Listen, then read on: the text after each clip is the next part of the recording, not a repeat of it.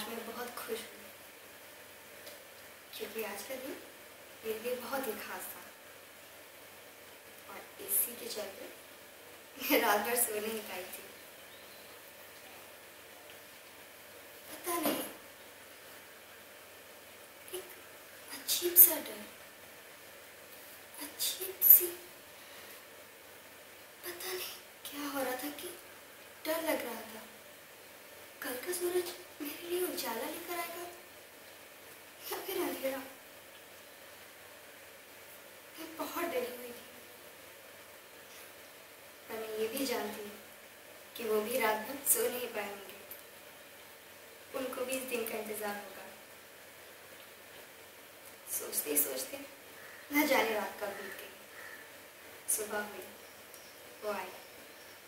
वो आज हमारा लास्ट चैप्टर था ना। वो जाने के बाद ना वो कुछ बोले और ना मैं कुछ बोली। अगर कुछ भी सुनाई दे रहा था तो सिर्फ हमारी सांसें, तेज धड़कन। पर इतना समय नहीं था। मुझे पिताजी के आने पर बहुत डर लग रहा था कि अगर वो आगे तो कहीं दिल की बात दिल में ही ना रह जाए और ना वो कुछ कह पाएंगे और ना मैं कुछ कह पाऊंगी। फिर कब मिल पाएंगे? मेरे अंदर ये उलझन ही चल रही थी कि वो अचानक बोले और उनसे कहा, आप इतनी चुप क्यों हैं? ये सुनकर तो मुझे बहुत सुकून मिला। चलो, इन्होंने शुरुआत तो की।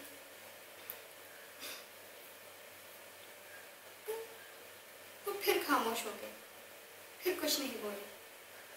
क्यों कुछ नहीं कह रहे, क्यों कुछ नहीं बोल रहे, कुछ समझ नहीं आ रहा था।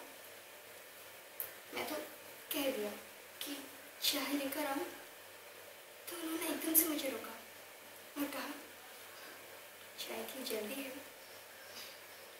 ये सुनकर मुझे लगा कि वो भी मुझसे कुछ कहना चाहते हैं और इस समय को गंवाना नहीं चाहते। उसके बाद तो मानो उन्होंने मेरी चोरी ही पकड़ ली थी। उससे कहा, तुम्हारी आंखें इतनी गुलाबी क्यों हो रही है? हाँ, तो रात भर सो नहीं पाई थी ना, इसलिए। और उनकी भी चोरी छिप नहीं पाई और मैंने भी उनसे पूछ लिया, मेरी आंखें गुलाबी हो रही है, आप अपनी देखिए।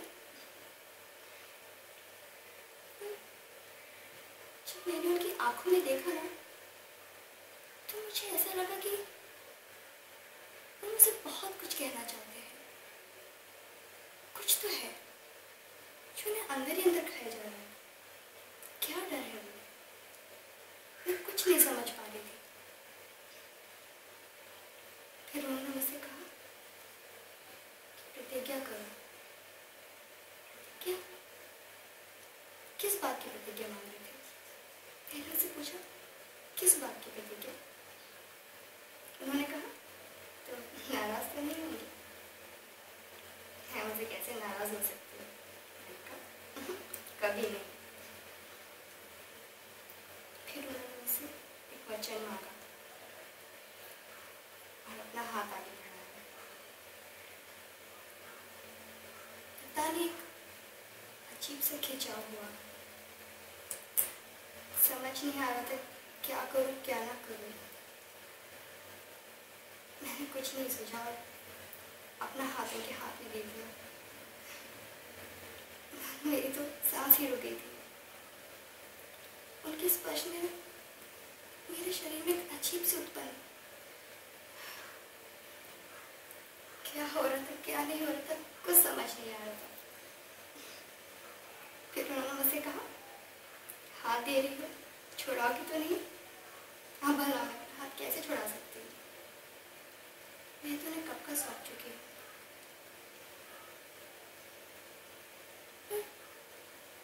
जो डर उन्हें खाया जा रहा था, उन्होंने मुझे वो बताया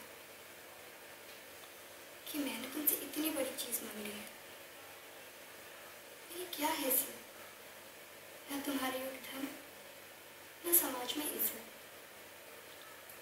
और अभी केवल 80 रुपए की नौकरी। वो भी कुछ कहने वाले थे तो मैंने उन्हें बीच में ही रोक दिया। क्योंकि मुझे सब अच्छा नहीं लग रहा था। मुझे उन पर पूरा ही भरोसा था और मैंने उनसे कहा कि आप कैसी बातें कर रहे हैं, मैं आपके योग्य कहाँ हूँ। आप महान हैं, कलाकार हैं, लेखक हैं। पैसे का क्या है, मैं पैसे की भूखी नहीं हूँ।